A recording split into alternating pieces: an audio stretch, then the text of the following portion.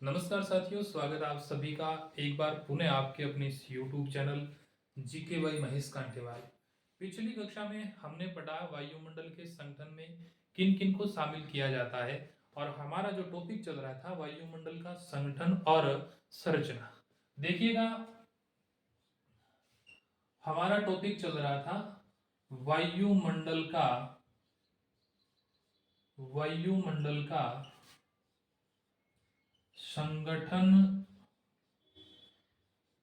संगठन एवं संरचना। पहली कक्षा में हमने वायुमंडल के बारे में परिचर्चा की कि वायुमंडल क्या होता है, और दूसरी कक्षा में हमने पढ़ा कि वायुमंडल के संगठन में किन किन को शामिल किया जाता है। वहां हमने गैसों के बारे में चर्चा की, वहां हमने धूल कणों के बारे में, जल वाष्प के बारे में पढ़ा। किसके अंदर? संगठन के अंदर। देखिएगा, अब हम वायुमंडल की संरचना के बारे में चर्चा करने वाले हैं। वायुमंडल यानी इस पृथ्वी से या पृथ्वी स्तर से हम जैसे जैसे ऊंचाई पर जाते हैं वैसे वैसे इस वायुमंडल को बहुत से मंडलों में डिवाइड किया गया है, बहुत से मंडलों में इसको बांटा गया है। फिर उसके वर्गीकरण की यदि बात करें अपन, इसका जो प्राचीन वर्गीकरण है, किसका? वायुमंडल का जो प्राचीन वर्गीकरण है वो तापमान के ऊर्ध्वाधर वितरण के आधार पर है। वितरण के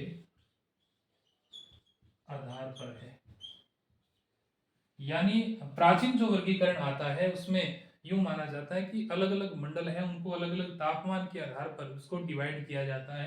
तो यूं कहें कि प्राचीन वर्गीकरण है वो तापमान के ऊर्ध्वाधर वितरण के आधार पर किया गया है। और यदि अपन इसमें बात करें नवीन वर्गीकरण, इसकी नवीन वर्गीकरण की यदि अपन बात करें, नवीन वर्गीकरण है वो रासायनिक विशेषता पर आधारित है। यानी वायुमंडल का यदि वर्गीकरण अपन इसमें करते हैं तो प्राचीन वर्गीकरण है तो तापमान के ऊर्ध्वाधर वितरण के आधार पर है, और नवीन वर्गीकरण इसमें बात करें तो रासायनिक विशेषता के आधार पर है। देखिएगा, इस मंडल को हम बहुत से मंडलों में डिवाइड करने वाले हैं, और मुख्यतः यूं कहें कि इसको 5 मुख्य मंडलों में डिवाइड किया जाता है। कितने मंडलों में? 5 मुख्य मंडलों में डिवाइड किया जाता है। तो देखिएगा, इस प्रकार से देखा जाता है कि इसको 5 मंडलों में डिवाइड किया जाता है। सबसे जो नीचे का मंडल है, या यूं कहें कि पृथ्वी के निकट या भूस्तर के निकट, उस मंडल को बोला जाता है अक्षोभ मंडल। क्या कहा जाता है? अक्षोभ मंडल।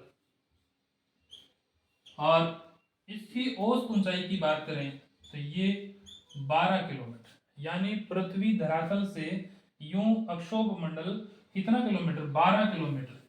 और उसके बाद में दूसरा जो मंडल आता है 50 किलोमीटर तक, उसको बोला जाता है समताप मंडल। क्या कहा जाता है? समताप मंडल। उसके बाद में 80 किलोमीटर, कितने किलोमीटर? 80 किलोमीटर, इसको बोला जाता है मध्य मंडल। क्या कहा जाता है? मध्य मंडल।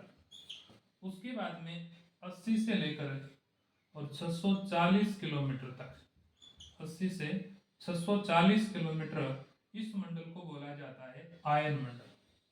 क्या कहा जाता है? आयन मंडल।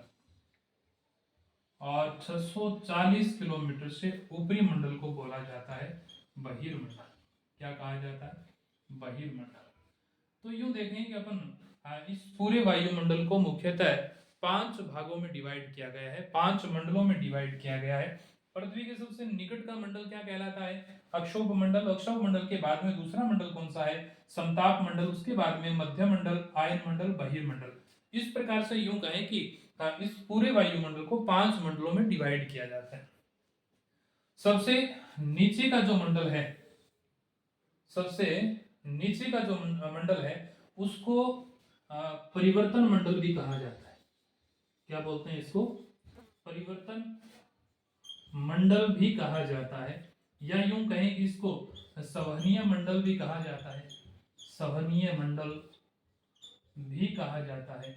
और परिवर्तन मंडल है, संवहनीय मंडल है, या यूं कहें कि बहुत से परिवर्तन इस मंडल में देखने को मिलते हैं और बहुत से प्रकार की सघनता भी इस मंडल में देखने को मिलती है। सबसे ज्यादा जलवाष्प की मात्रा है, सबसे ज्यादा गैसों की मात्रा कौन से मंडल में दिखाई देखने को मिलती है, और इसको मौसमी मंडल भी कहा जाता है।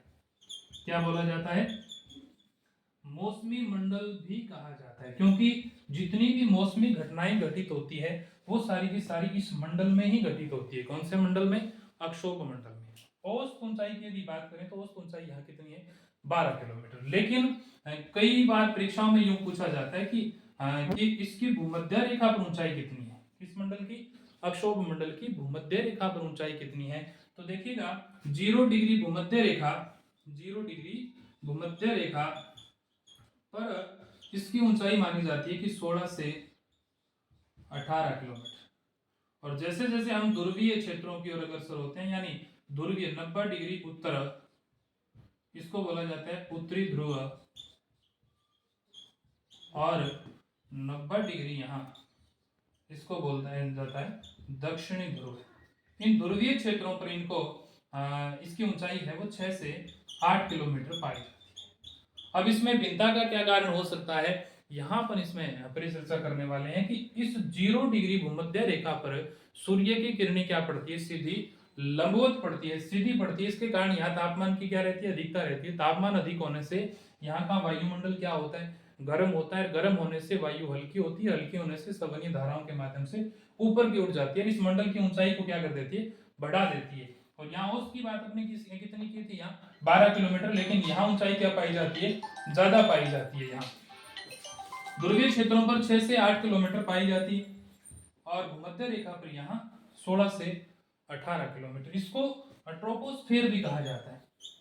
क्या बोला जाता है, ट्रोपोस्फियर भी कहा जाता है। किस मंडल को, अक्षोभ मंडल को। मौसमी मंडल भी कहा जाता है, परिवर्तन मंडल भी कहा जाता है, संवहनीय मंडल भी कहा जाता है। और जितनी भी मौसमी घटनाएं, जितनी भी मौसमी घटनाएं, वो सारी की सारी मौसमी घटनाएं कहाँ घटित होती है, कहाँ घटित होती है, देखिएगा कौन से मंडल में, अक्षोभ मंडल में। यानी जितनी भी मौसमी घटनाएं है ना, वो कहाँ घटित होती है, अक्षोभ मंडल में। भले ही वो आंधी हो, तूफान हो, वर्षा हो, कोहरा हो, धुंध हो, जितनी भी मौसमी घटनाएं घटित होती है ना, वो कहाँ घटित होती है, अक्षोभ मंडल में घटित होती है। और यहां तक आपने पढ़ा एक मंडल के बारे में।